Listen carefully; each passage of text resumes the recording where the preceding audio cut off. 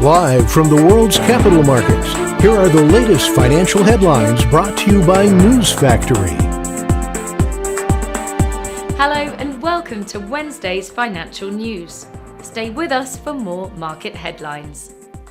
The US 5-year note auction will be released at 17 GMT. The US EIA crude oil stocks change at 14:30 GMT. The French consumer confidence at 6:45 GMT. Finland's unemployment rate will be released at 5 GMT. Japan's foreign bond investment at 23:50 GMT. Japan's leading economic index at 5 GMT.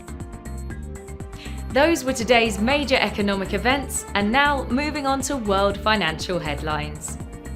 Gold fell to an over 2-week low on Tuesday as the announcement of a ceasefire between Iran and Israel dented safe haven demand for bullion.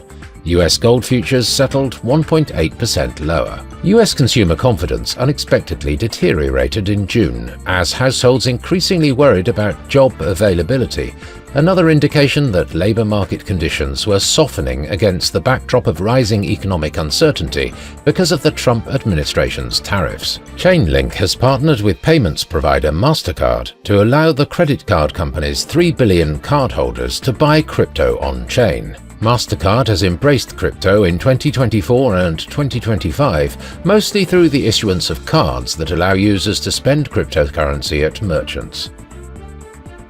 Coming up, the choices from our chief analyst for today.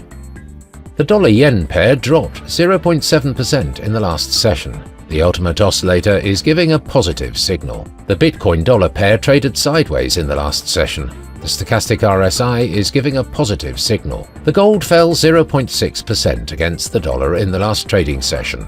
The ROC is giving a negative signal. The oil-dollar pair dove 1.3% in the last session. The ultimate oscillator is giving a negative signal. We hope that you've enjoyed Wednesday's market outlook. On behalf of all of us here, we wish you a productive trading day. Be sure to join us tomorrow morning for the latest news and events from the financial markets.